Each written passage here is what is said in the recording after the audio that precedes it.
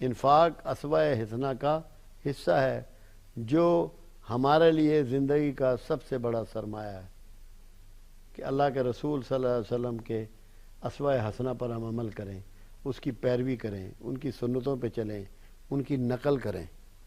تو یہ حسنات میں سے ہے، ان بڑھیا کاموں میں سے ہے جو رسول اللہ صلی اللہ علیہ وسلم کیا کرتے تھے۔ ایک کمال کی بات ہے جو میرے لیے نئی تھی یہ اس دفعہ، قرآن نے انفاق کو ذکر بھی کہا ہے، اور یہ سمجھ میں آتی ہے۔ ایک ذکر یہ ہے کہ آپ پڑھ رہے ہیں یا رزاق، یہ ذکر ہے، مگر جب آپ بھوکے کو کھانا کھلاتے ہیں تو یہ اصل ذکر ہو جاتا ہے۔ آپ پڑھ رہے ہیں غفور کہ تو معاف کرنے والا ہے، اور اگر آپ کسی کو معاف کر رہے ہیں تو یہ ذکر ہو جائے گا۔ تو یہاں اللہ نے انفاق کو ذکر کے لفظ سے بھی تعبیر کیا ہے۔ 13 نمبر سورت آیت نمبر 19 سے 22 اور 63 نمبر سورت آیت نمبر 9 اور 10، اس کو ذکر قرار دیا ہے۔ انفاق سے سیئات مٹتے ہیں، یعنی کہ گناہ آپ کے مٹ جاتے ہیں، اللہ گناہوں پہ میڑا پھیرتا ہے، ان پہ قلم پھیر دیتا ہے۔ کتنی بڑی ضمانت ہے گناہوں سے نجات کی، کتنی ہم معافی مانگتے ہیں، نمازیں پڑھتے ہیں، نفل پڑھتے ہیں، رمضان میں دعائیں کرتے ہیں کہ ہمارے گناہوں کو معاف کر، اور یہاں وہ خود کہہ رہا ہے، خود اللہ فرما رہا ہے کہ نفاق سے سیئات مٹتے ہیں، گناہ مٹ جاتے ہیں۔ یہ تو ہر حال میں ہونا چاہیے۔ کوئی بندہ کہہ سکتا ہے کہ میں گناہ مجھ سے نہیں ہوتے، میں بالکل پاک ہوں، میرا تزکیہ مکمل ہو چکا ہے؟ کیا ایسا ممکن ہے؟ یقیناً ممکن نہیں۔ تو موجود رہتے ہیں گناہ، اور انفاق فی سبیل اللہ کرنے سے گناہ مٹ جاتے ہیں۔ میں سمجھتا ہوں اس سے بڑی ضمانت گناہوں کے مٹانے کے لیے اور کوئی ہو نہیں سکتی۔ اس کو تو چھوڑنا ہی نہیں چاہیے، اس چانس کو تو لوز ہی نہیں کرنا چاہیے۔ پھر اس کو خوبصورت طریقے سے اور قرآن نے ایک بات کہی، انفاق سے مراد دینا، لینا نہیں، دینا۔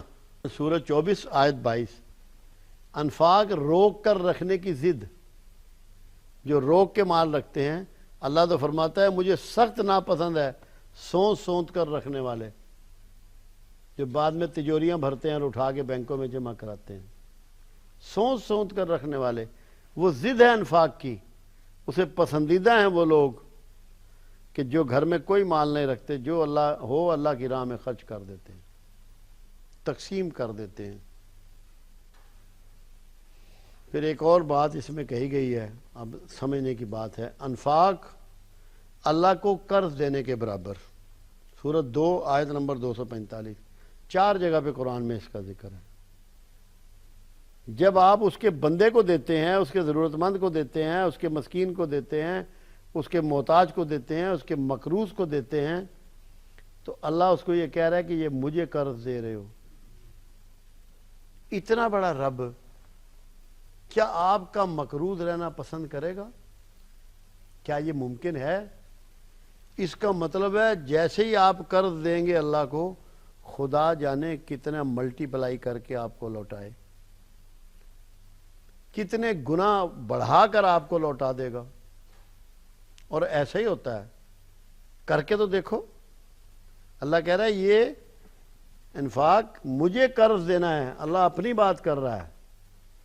تو اگر اللہ کو آپ قرض دے رہے ہیں تو آپ سے معزز بھی کوئی ہوگا؟ پھر کتنا اعزاز ہے، کتنی عزت ہے، کتنا آپ کی تکریم ہے، کتنا تقدس ہے کہ آپ اللہ کو قرض دے رہے ہیں۔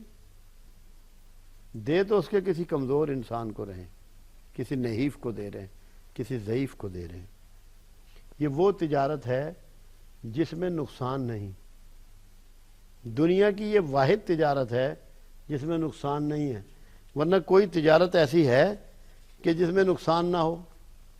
کیا یہ ممکن ہے؟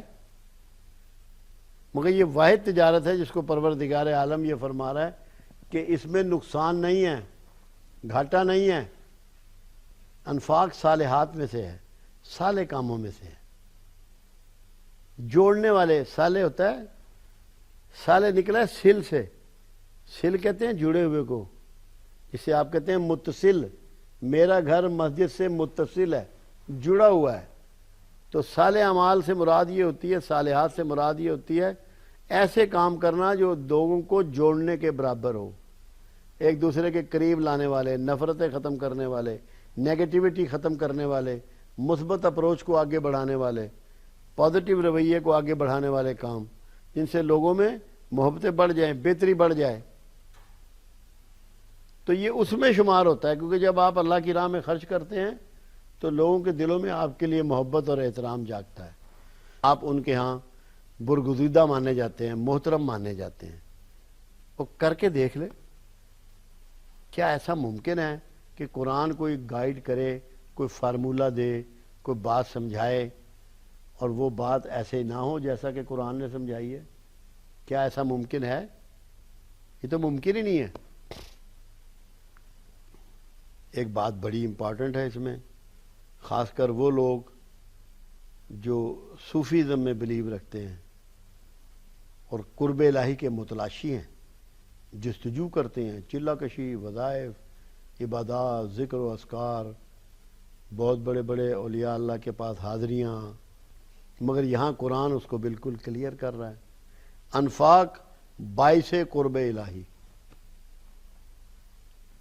سورت نمبر 9 آیت نمبر 99، باعث قرب الہی۔